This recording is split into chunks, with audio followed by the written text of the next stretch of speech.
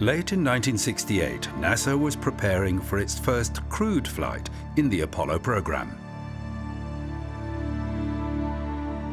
The flight had been delayed for almost 2 years after a fire had killed the original 3 astronauts preparing for what should have been the first Apollo mission.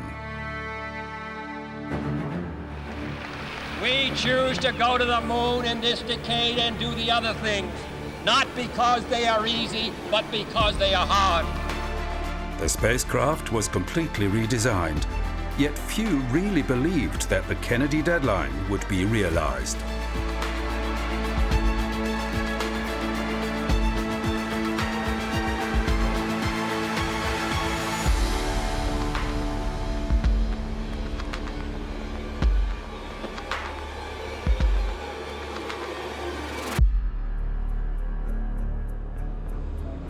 With the end of the Gemini program, NASA's focus shifted to Apollo.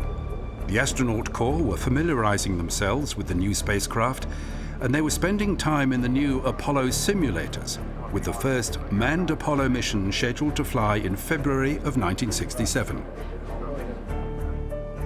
Gus Grissom, Ed White, and Roger Chaffee had started their final round of photo calls. In the weeks before a flight, the demands of public relations work could pull crews away from training. There were just a few more tests of the new hardware before the launch.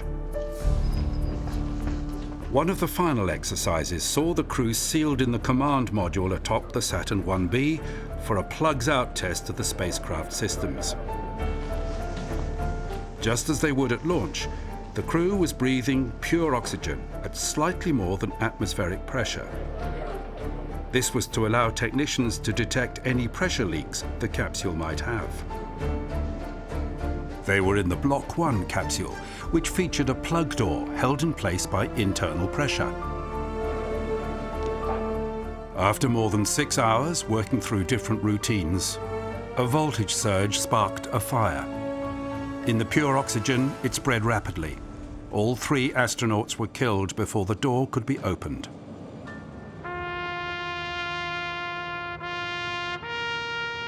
The United States was in mourning, and there were calls for the Apollo program to be halted. Gus Grissom, Ed White, and Roger Chaffee were buried with full military honors.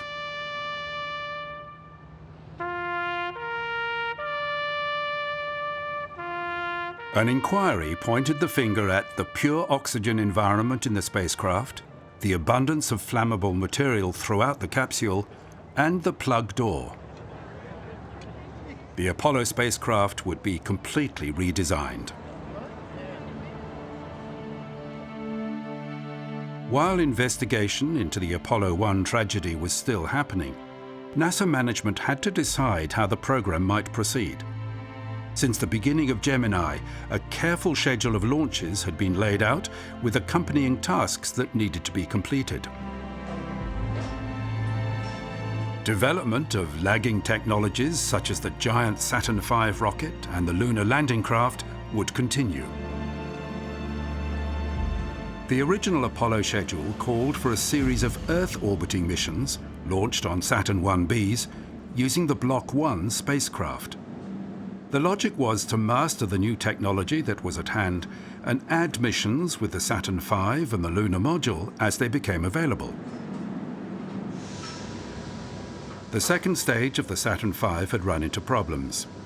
While the NASA philosophy and development of Apollo hardware was to build upon existing technologies, the S2 stage also used hydrogen as a propellant. It needed a great deal of research and development to make the stage reliable. Grumman, the developers of the lunar module, were in uncharted waters. Nothing like it had been built before.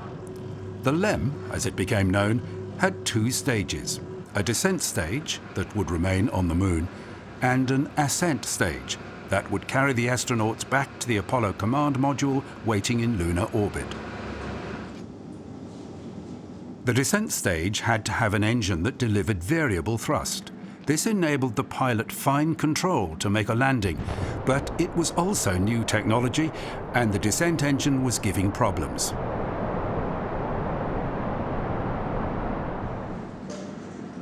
Mission planners understood that there would be at least 12 months before the redesigned Apollo spacecraft could be tested with a manned mission.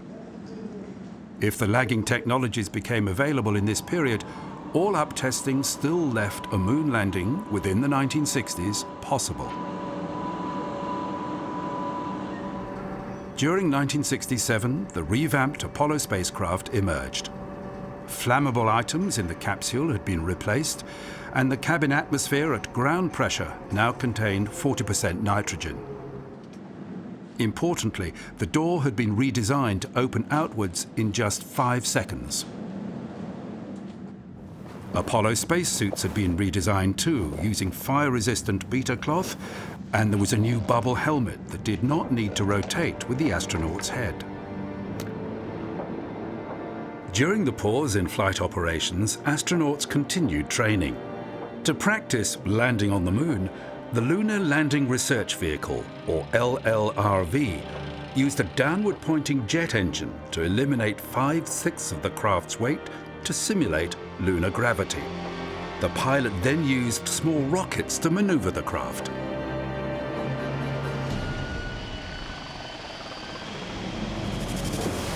Astronauts said it gave a far more accurate experience of the real lunar module's handling characteristics.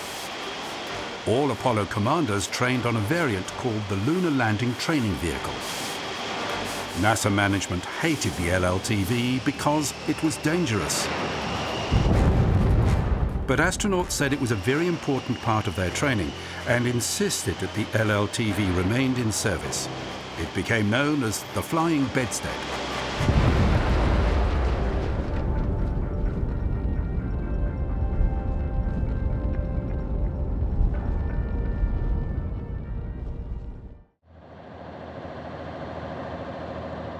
The first unmanned flight of the big Saturn V had been scheduled for early 1967, but a variety of delays kept pushing the launch date towards the end of that year.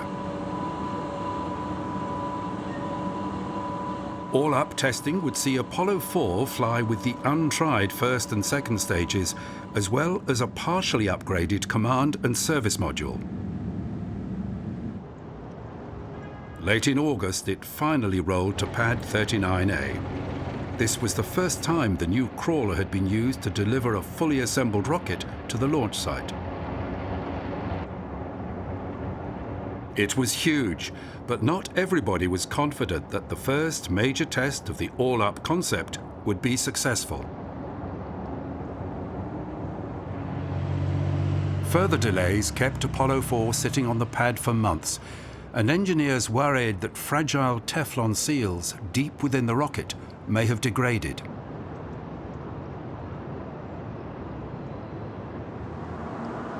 Stages reporting ready for Finally, the launch was fixed for November the 9th. Propellant loading began in the evening 3 days before blastoff. Apollo 4 would be the first time a launch was controlled from the new firing room at the Kennedy Space Center. The countdown proceeded smoothly. 5, 4, we have ignition. All engines are running. We have liftoff. We have liftoff at 7 a.m. At 7 a.m. Florida time, Apollo 4 launched perfectly, 1 second later than planned. Again, the rocket and spacecraft were rigged with extra sensors and cameras. The engineers were particularly interested in the separation of the first and second stages and the dumping of the interstage skirt.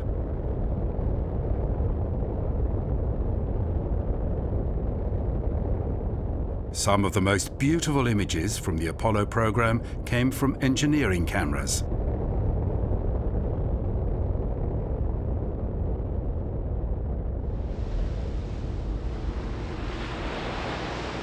After 8.5 hours and 3 orbits, the Apollo spacecraft landed in the North Pacific. NASA described the flight as flawless. The Saturn V had proven itself, and the capsule had survived its high-speed entry without drama. A lunar landing during the 1960s was back within reach.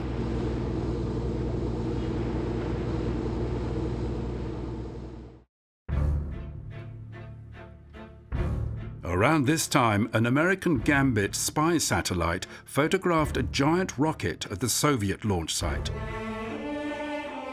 While the Russians had never publicly acknowledged the space race, here was proof that they had built an equivalent of the Saturn V. Known as the N1, the rocket relied on a cluster of 30 rocket engines. This footage only became public after the fall of the Iron Curtain. The N1 flew 4 times, and all flights were unsuccessful. NASA Administrator James Webb was made aware of the giant Soviet rocket, but it was never mentioned, although it may have helped with the flow of American funds.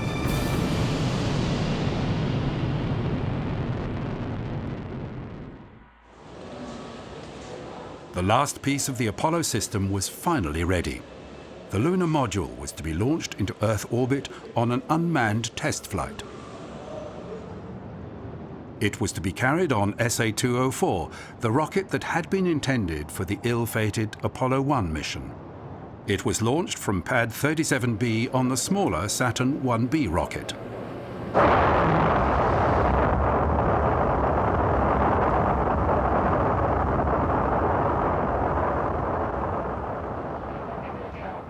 Both the descent and ascent stages were tested, but without any re-entry capability, nothing could be recovered. Engineers relied upon data sent back from the craft. Any shortfalls in performance were due to human error. The tests were declared a success, and for the Apollo program, there would be just one more Saturn V flight before a first manned mission. T-minus 35. Hopes were high for another flawless demonstration of the Saturn V. T-minus 30 seconds and counting. The plan called for Apollo 6 to use its upper stage to push the spacecraft and a dummy lunar module on a path to the moon, testing both the upper stage and the command and service module. T-minus 15. Then the service module engine would fire, practicing an in-flight abort, finally returning for a high-speed landing in the Northern Pacific. 6, 5, 4, 3, 2, 1, 0. We have commenced. We have liftoff. Liftoff at 7 a.m. Eastern Standard Time.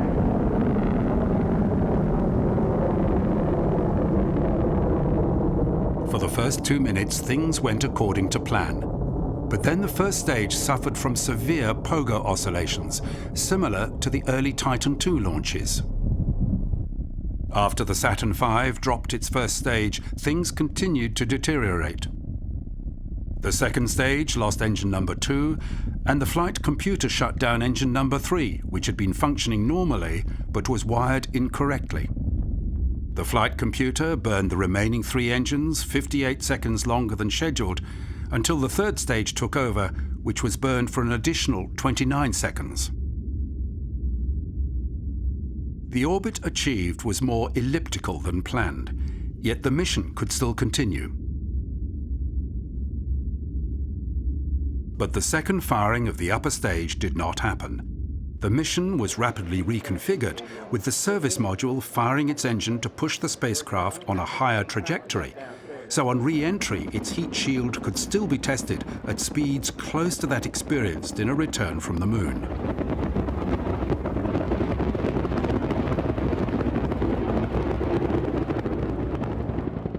After a 10-hour flight, the spacecraft was recovered close to its planned target in the Pacific north of Hawaii. Engineers understood the pogo problem and were confident it could be fixed. Problems with the second and third stages were traced to the J2 engines they both shared. Telemetry pointed to fuel lines in the engine that led to the augmented spark igniter. When a rupture was induced, its symptoms matched the telemetry data. The problems were rectified, and the Saturn V was cleared for manned flights. While the next flight, Apollo 7, would be the program's first mission to carry a crew, it would launch on the smaller Saturn 1B. It was an Earth orbiting mission that would verify the command and service module. Wally Schirra, Don Isley and Walter Cunningham had originally been the backups for the Apollo 1 astronauts who died. Few understood the pressure these men must have faced. The commander, Wally Schirra, was one of the original Mercury 7 astronauts. Capcom, Sigma 7, I read you, over. This flight would make him the only astronaut to have flown on Mercury, Gemini and Apollo missions. Onshore winds before the launch were not ideal should there be a launch abort. Under parachutes, the capsule would land on solid ground. The commander, Schirra, expected the launch to be delayed, but flight controller Glenn Lenny decided to proceed. On the 10-second mark. 10, 9, 8. Apollo 7 would be the last flight launched from Complex 34 with its old-style blockhouse. 2. We have ignition. Commit liftoff. We have liftoff. This is launch control. We have cleared the tower. Roger, tower clear. The flight was to be a complete test of the command and service module.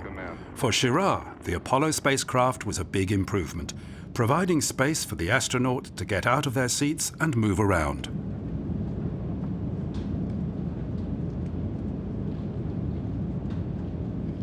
Schirra soon came down with a cold, and it spread to the other astronauts. The crew's first task was to practice rendezvous and docking with the S-4B upper stage. On a moon mission, this would carry the lunar module. The panels that would protect the lunar module had not opened far enough, so on future missions these would be jettisoned. 03020. The Apollo 7 astronauts had a long list of functions to carry out, among them relaying to the American public live television pictures of life aboard their new spacecraft. To the annoyance of those in mission control, the first broadcast was blocked by Schirra, who said they were too busy. There were mixed feelings about the scheduled television broadcasts. While they had very little to do with the function of the spacecraft, the American taxpayers who funded NASA were keen to see their boys in action. 847. When the TV transmissions happened, replete with corny caption cards, they were well received. Apollo something. You guys should write high atop something. Testing of the spacecraft's main engine was a major part of the mission. It had to perform reliably for lunar flights. Any failures could see crews trapped in lunar orbit.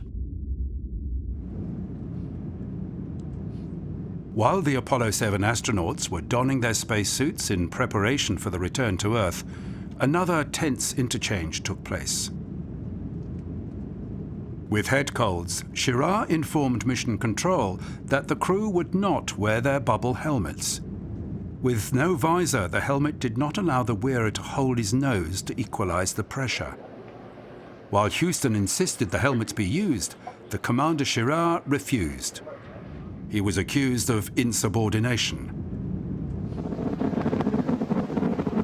Generally, the shakedown flight was a great success, but the difficult exchanges between Schirra and the ground were characterized as a mutiny in space. The spacecraft did everything that was asked of it, though there was a problem with fogged windows, but the Apollo program was back on track. Schirra, Isley and Cunningham were welcomed as returning heroes, yet none would ever fly another space mission.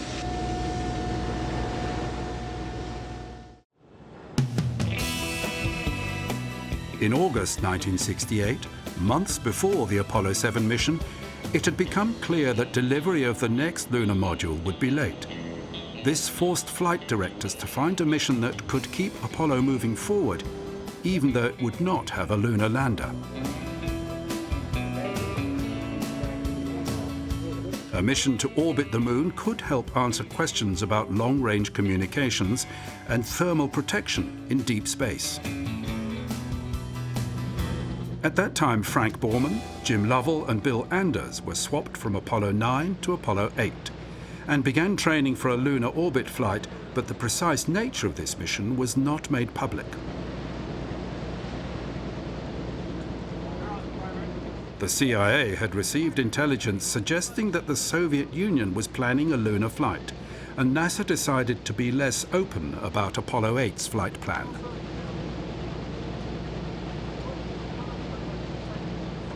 A launch window for late December would give good illumination of proposed landing sites which NASA wanted to photograph. This gave the crew only 4 months to prepare for a completely new assignment. The Apollo 8 astronauts were given exclusive access to the flight simulator at Cape Kennedy. The crew had to practice navigation independently of mission control as the necessary backup strategy should communications fail. The simulation supervisor could also present the crew with malfunctions in the spacecraft to test their responses.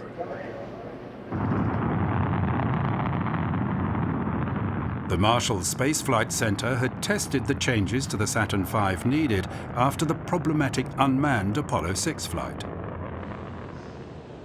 The rocket was stacked at the Kennedy Launch Center, and in October it was rolled out to Pad 39. Yet at this stage, NASA officials continued to say publicly that the exact nature of the Apollo 8 mission had not been decided. Public interest was strong because this would be the first time a crew had flown on the Saturn V.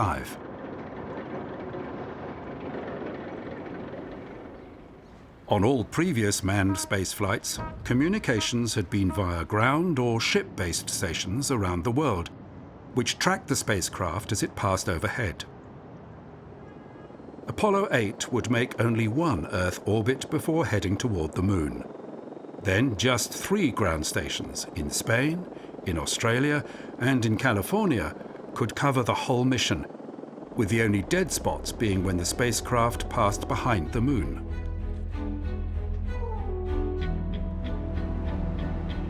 In the early hours of December the 21st, 1968, Apollo 8's Saturn V was being prepared for launch. Soon it would begin taking fuel. While Borman, Lovell and Anders only had 4 months to train for this mission, they were enthusiastic. Everyone understood that orbiting the Moon was a significant advance in the Apollo program. Press representatives from around the world had gathered at the launch site. 11, 10, 9. We have ignition sequence start. The engines are armed. 4, 3, 2, 1, 0. We have commit. We have liftoff. Liftoff at 7:51 a.m. Eastern Standard Time. There were no delays and the launch was perfect.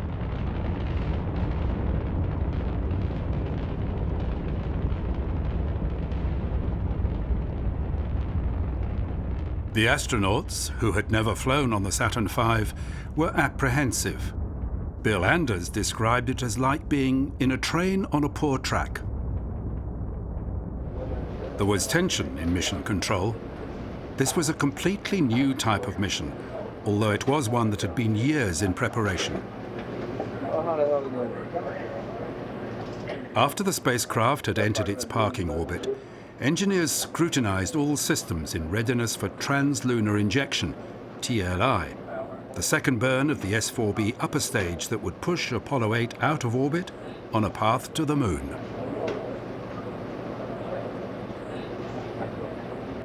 Michael Collins had been an Apollo 8 crew member until minor surgery interrupted his training.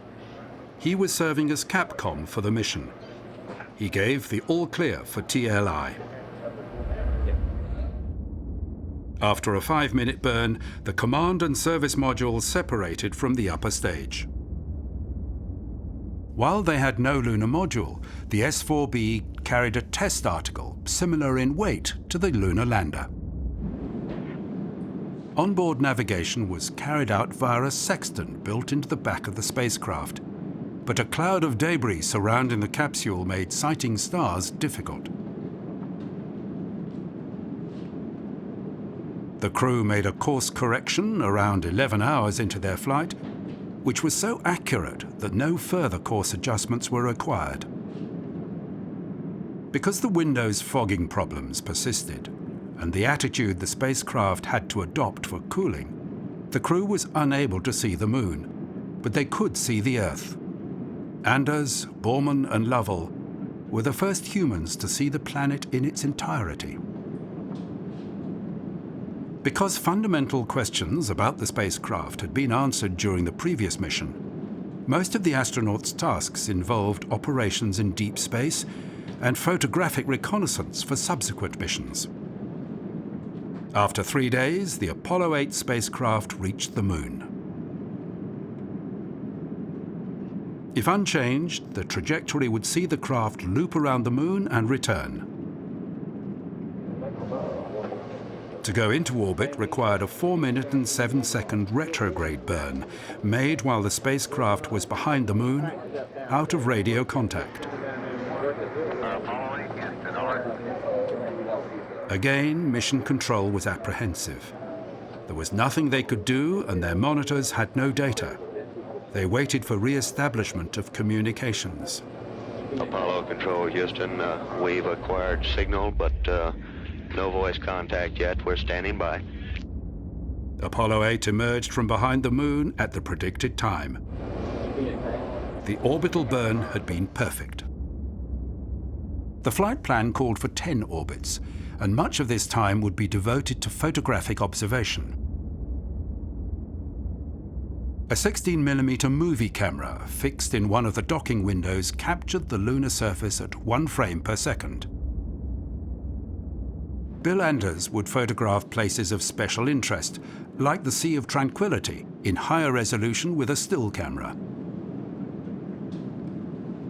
During the 3rd orbit, as the spacecraft was readjusting its attitude, the Earth came into view. The photograph he captured, Earthrise, became famous. "We went to the moon and discovered the Earth" became a catchphrase associated with the photograph and the Apollo program.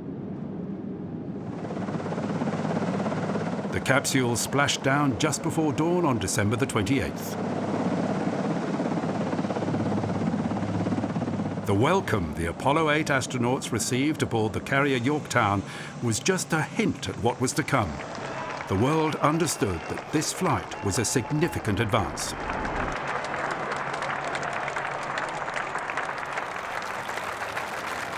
Less than 2 weeks before the end of his term in office, President Lyndon Johnson welcomed Borman, Lovell and Anders back to the White House.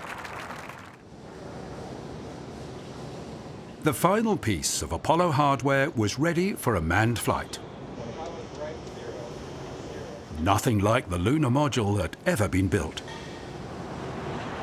With the success of Apollo 8, the new compressed lunar exploration timetable looked realistic.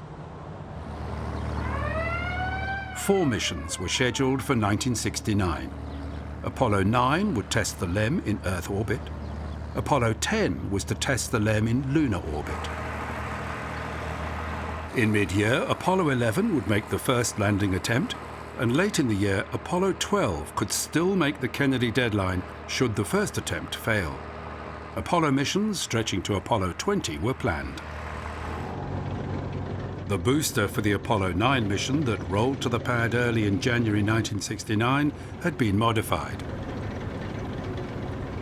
The first stage's engine chamber inner core had been removed, and thinner, lighter skins on liquid oxygen tanks also saved weight.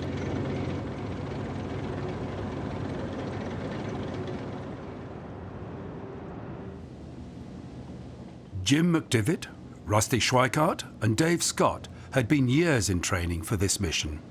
The flight had been delayed for several days to allow the crew to recover from a viral infection. 9. We have ignition sequence start. 6, 5, 4, 3, 2, 1, 0. All engines running. Commit. Liftoff. We have liftoff at 11 a.m. Eastern Standard Time. All 9, you are go all the way. Everything looks good. Roger. Good show. Apollo 9 was essentially an engineering mission to test the way the LEM and the command module worked together. Schweikart tested the portable life support system to be used on the moon and demonstrated an external transfer between the spacecraft. Scott also made a stand-up EVA should his crewmate need assistance. But this important part of the mission almost didn't happen because Schweikart had been suffering from space sickness. Roger, shut down. Okay. Apollo 9, this is Houston. You are go for ejection. On the 5th day of the mission, Dave Scott remained in the command module while McDivitt and Schweikart in the LEM undocked. Houston, Apollo 9. Not since the combined Gemini 6A and 7 missions had two manned spacecraft flown side by side.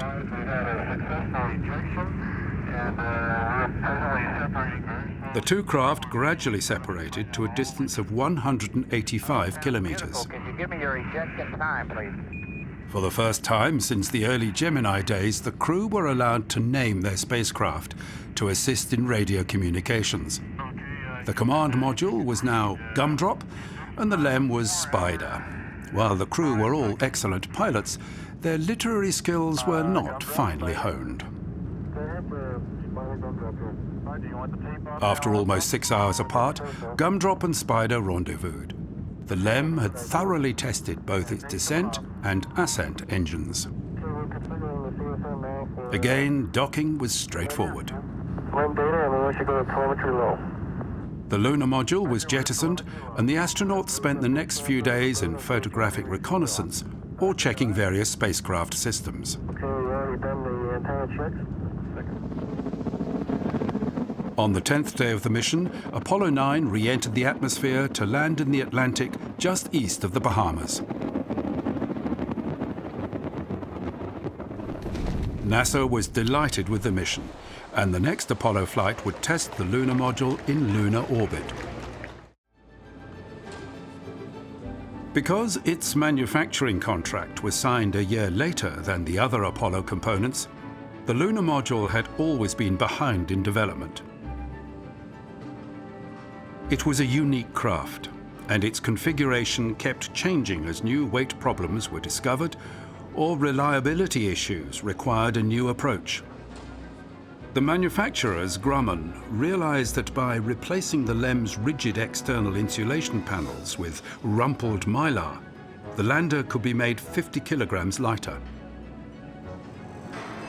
By 1969, the lunar module had matured, and delivery dates were on track with all the other pieces of the Apollo system. LM-4 was being prepared for a trip to the moon.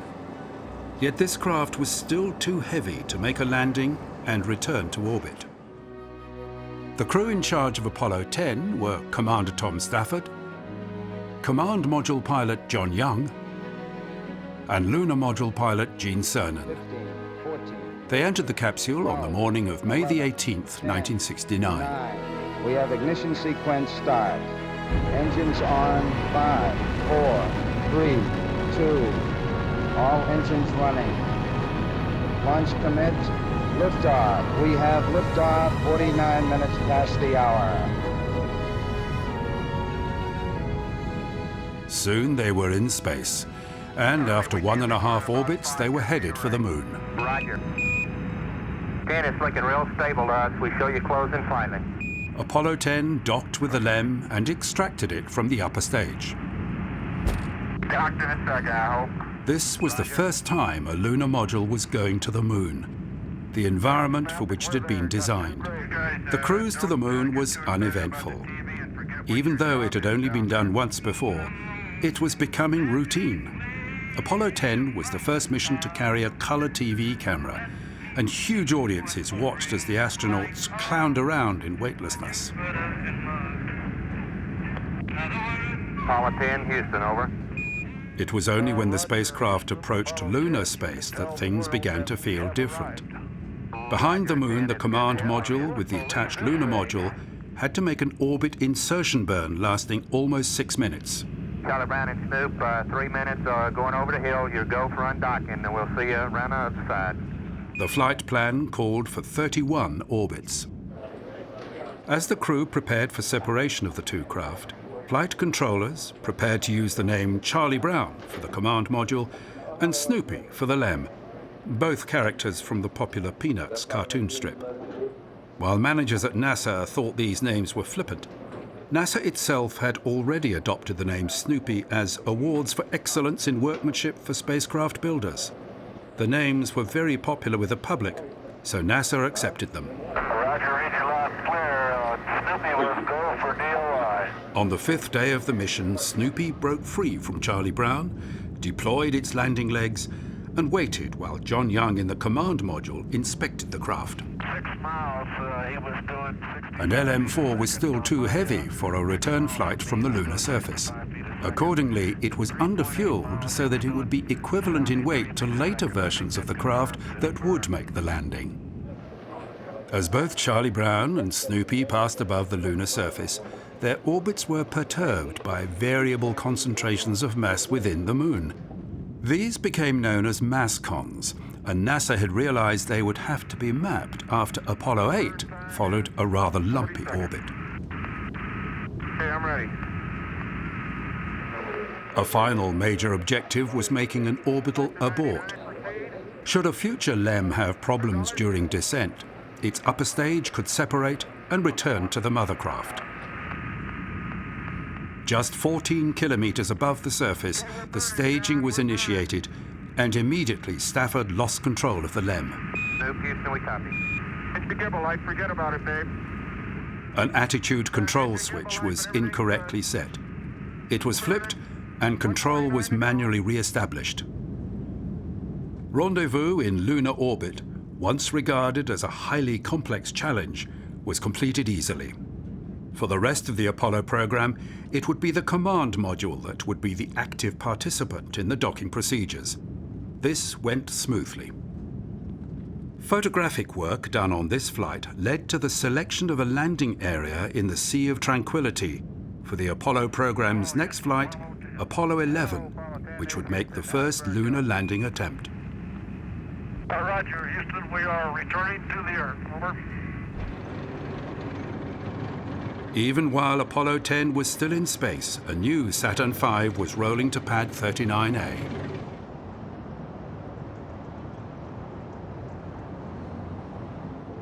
After the success of Apollo 10, the spotlight began to shine brightly on these three men. NASA, ever mindful about keeping the public on side, began giving the press access to some of the crew's training sessions. Just 2 weeks before Apollo 11 was due to launch, Armstrong made a practice flight in the lunar landing training vehicle with journalists and camera crews there in numbers. After the flight, he politely took questions from the media pack. And I think it does an excellent job of actually capturing the handling characteristics of the lunar module in a landing maneuver. It's really a great deal different than any other kind of aircraft that I've ever flown. They had a lot to achieve during the last 2 months before their mission, and the extra distraction made training more difficult. This type of flight. The Saturn V that would lift Apollo 11 was slightly lighter than its predecessors. The first stage had no research and development instrumentation, and the second stage had improved insulation. This stage had been tested thoroughly after a rough barge journey from California.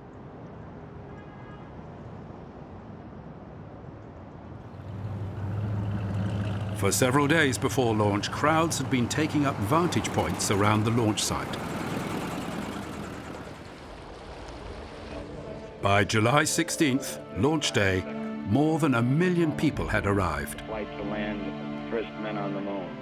Within the Kennedy Space Center perimeter, NASA had erected stands for VIPs. 1 minute, 25 seconds and counting. Our status board indicates the third stage complete. Neil Armstrong admitted it would have been good for his team to have another month to prepare, but the Kennedy deadline was approaching. For Americans, the space race was still real. The final lunar surface agenda had only been completed late in June, and ceremonial duties such as erection of the Stars and Stripes and taking a call from the President were now part of the plan. Seconds and counting. Neil Armstrong just reported back. NASA realized that Apollo 11 had a 50-50 chance of success. The spacecraft would launch into a free return trajectory. A major propulsion failure would still see the capsule loop the moon and coast back to the Earth. Stage tanks now pressurized. 35 seconds and counting. We are still go with Apollo 11. The Apollo 11 astronauts entered their spacecraft around 2 hours before launch. Astronauts report it feels good. T-minus 25. The weather was perfect, and the countdown went smoothly. 20 seconds and counting. T-minus 15 seconds. Guidance is internal. 12, 11, 10, 9. Ignition sequence starts. 6, 5, 4, 3, 2, 1, 0. All engine running.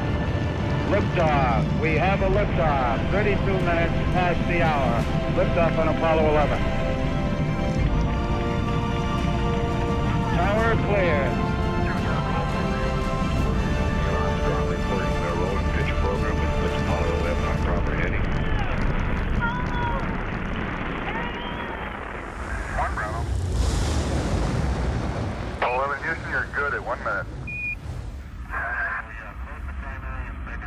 The parking orbit checkout and translunar injection were becoming routine now.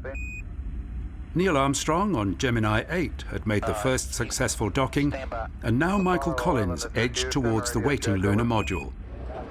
He was pleased with the spacecraft's handling, a very different experience from the simulators.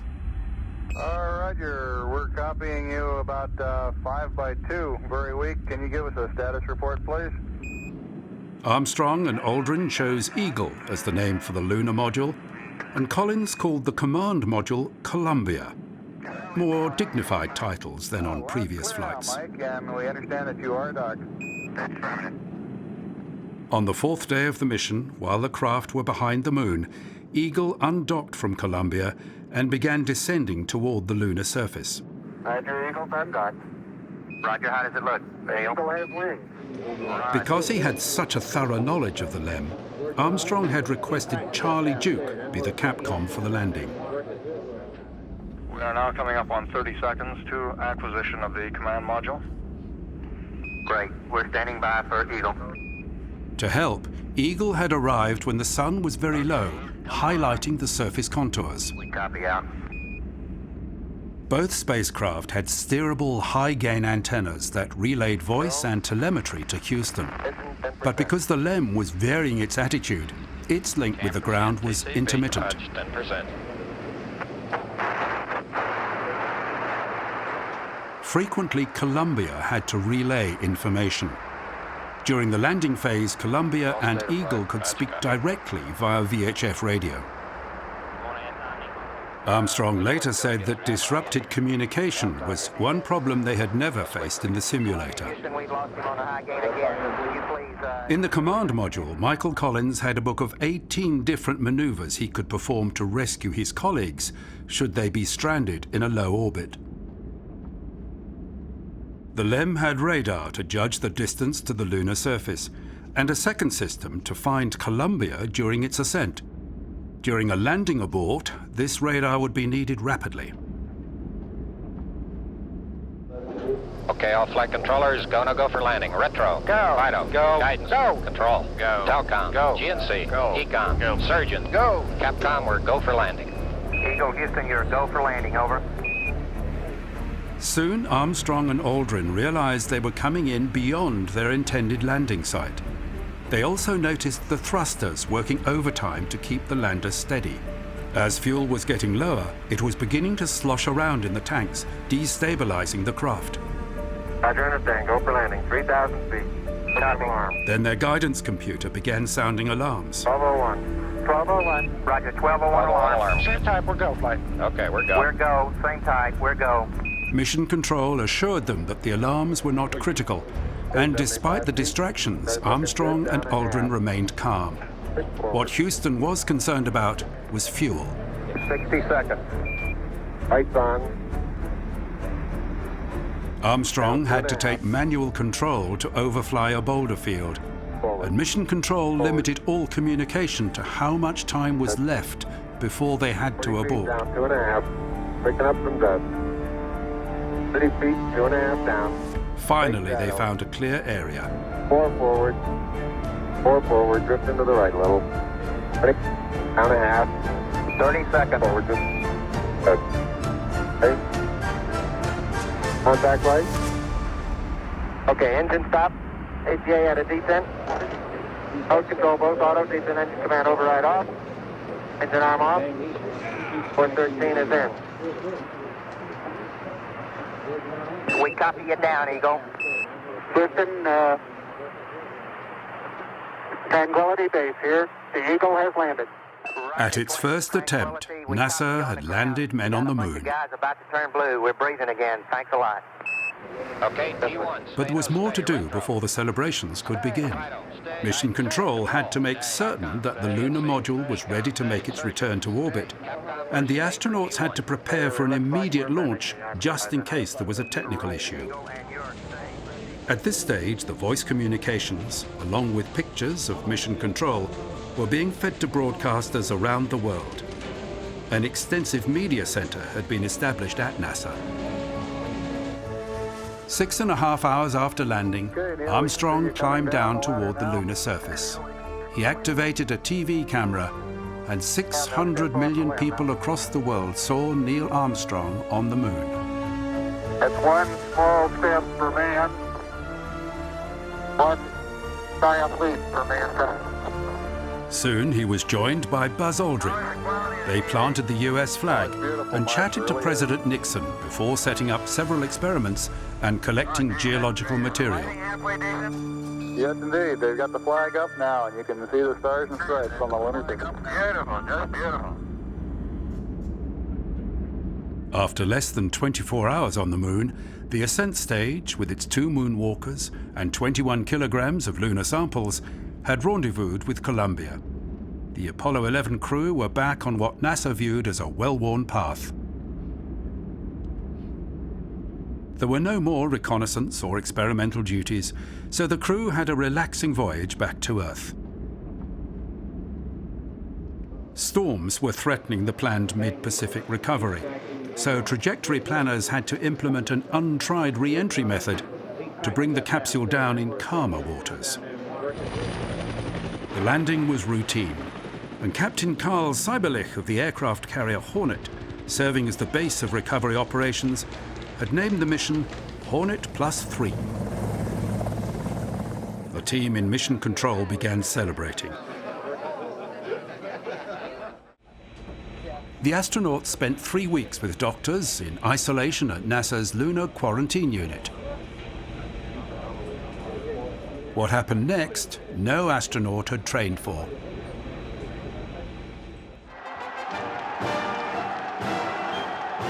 A series of parades across the country drew huge crowds.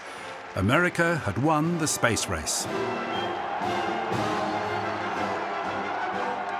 While NASA had always understood the need to engage the public to keep the funds flowing, this publicity spree was now being driven by politicians.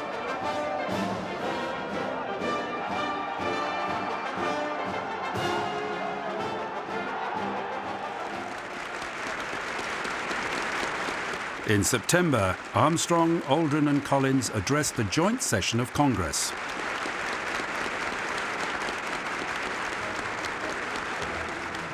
President Nixon made Air Force Two available for the Giant Leap World Tour.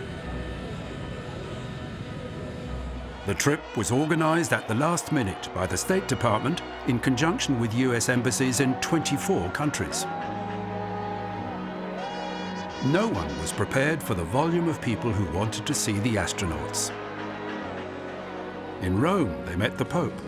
In London, they met Queen Elizabeth. Everywhere they went, they were surrounded by crowds or photographers. In Berlin, they looked over the wall dividing East from West and saw their Cold War adversaries. There were dinners and gift-giving and civic events and more parades. The Apollo 11 astronauts and their wives visited 24 countries in 37 days. And while the State Department saw the Giant Leap tour as a resounding success, Armstrong, Aldrin and Collins were ill-suited to the role of celebrity. Even back in the United States, it was difficult to escape the adulation, and within 2 years, they had all resigned from NASA.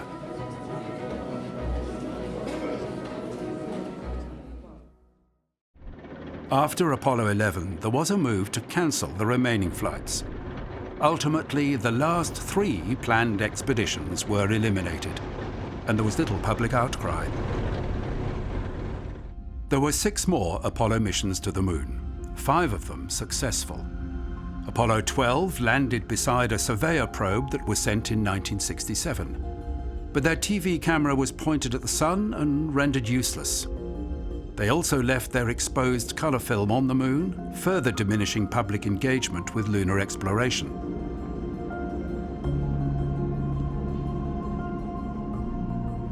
In 1970, when Apollo 13 was attempting the 3rd moon landing, network television no longer showed live transmissions from the spacecraft. Houston, we've had a problem. Interest revived when it became a life and death drama after an explosion in the service module left the crew relying on the lunar module. We're looking at it. It was hailed as a successful failure when the crew, only just, made a safe return. As the moon landings continued in the early 1970s, the missions became more complex, with astronauts landing in more rugged terrain and having an electric rover to take them far greater distances.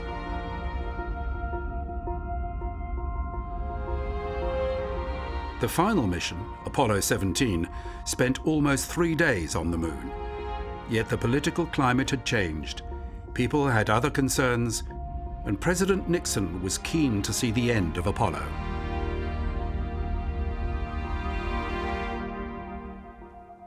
Only now, more than 50 years since the last lunar expedition, is there talk of returning to the Moon.